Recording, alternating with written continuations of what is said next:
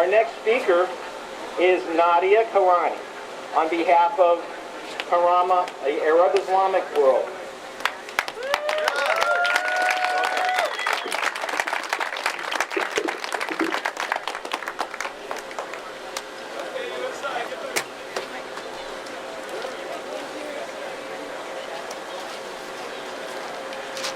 Hello, and thank you all for coming out here today to show your opposition to our country once again beating the drums of war. My name is Nadia, Keilani. I am an Arab American with family in Syria. They, like all Syrians, have been through hell and back in the last 2.5 years. But they know, as should we, that what they have been through so far does not compare to the shock and awe that will soon come their way courtesy of our government. The people of the Middle East are sick and tired of the U.S. purporting to come to their rescue, but leaving nothing but death and destruction behind. They are sick and tired of being used as the justification for the U.S. to rev up its military machine. They are sick of being the guinea pigs on which we test our latest military technology. And they, like us, are sick of being lied to. Although we may have moved on, they continue to live among the rubble. That is Iraq, that is Libya, and that is Afghanistan.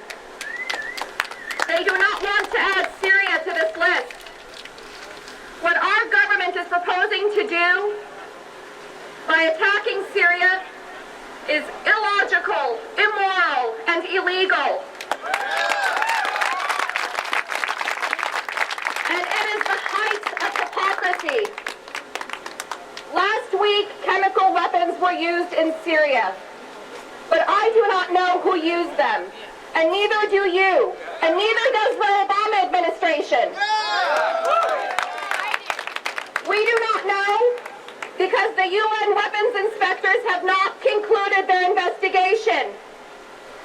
But let's assume that the Assad regime has indeed, or was indeed crazy enough to use sarin on its own people on the very day that UN inspectors came to check for the presence of chemical weapons. Just what exactly does our government intend to achieve by unleashing its military might on the Syrian people? How can destroying more of Syria and killing more Syrians possibly be a good thing? And who are we, after all, to decide where and when a line in the sand must be drawn?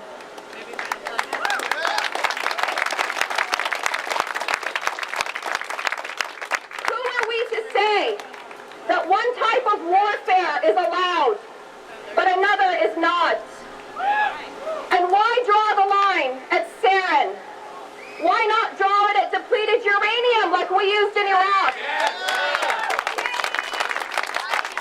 Why not draw it at Napalm and Agent Orange like we used in Vietnam?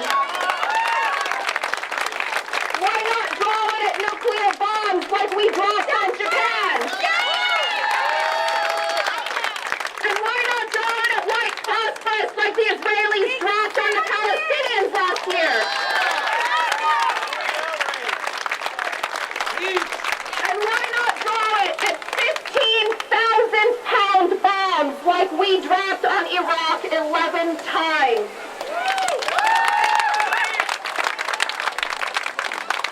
And if we are drawing the line at sarin, then why did the Obama administration not react when in May Syrian rebels were accused of using sarin gas by the UN Commissioner on Syria? And why did the Obama administration not react when the Syrian rebels were caught with sarin gas in Turkey? There are no logical answers to these questions. There is no logic to this plan. This plan is not driven by a desire to help the Syrian people. It's driven by a war machine that has gone unhinged.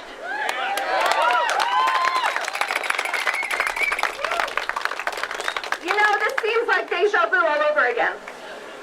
Most of us have marched around this fountain countless times. I met my husband around this fountain 22 years ago protesting the First Gulf War.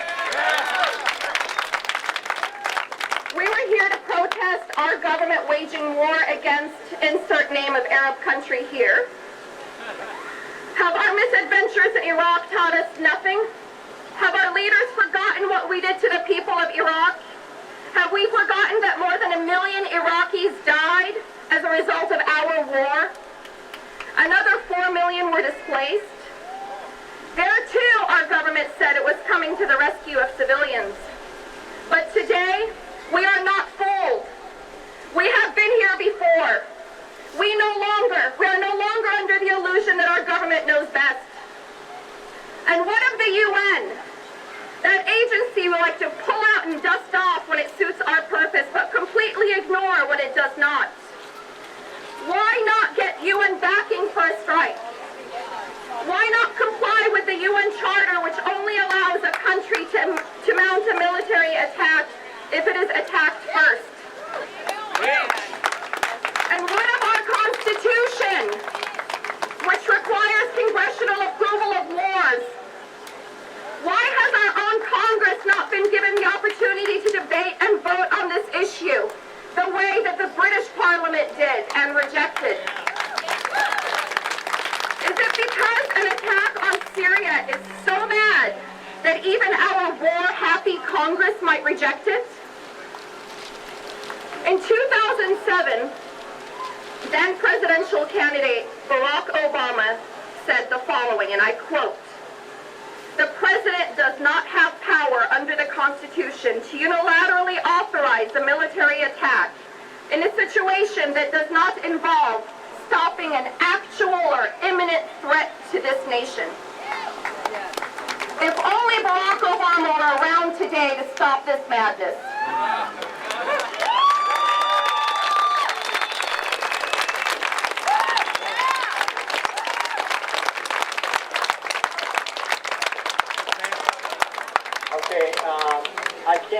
That was a great speech, I gotta say. Everything she said was right on target. Thank you very much. Thank you. The only thing is that well, one thing, we do have sign-up sheets up here. Please sign up, because we need to have more rallies like this to send the message that we're not happy with these wars. What do we want? No more war. No more war. No more war. No more war. No more war. Okay, so the good news is that if you haven't heard, President Obama did announce that he is going to not attack until the Congress approves it. Okay, so that means he's assuming they're just going to rubber stamp this, and I hope that we can put pressure on our representatives. So we have a chance now to go up to our representatives and say, you know, we're not happy with this. And this is a very bipartisan thing. I think like 90% of the people in this country say, we're not interested in yet another war. You don't need to attack Syria. So we got a good chance to stop this.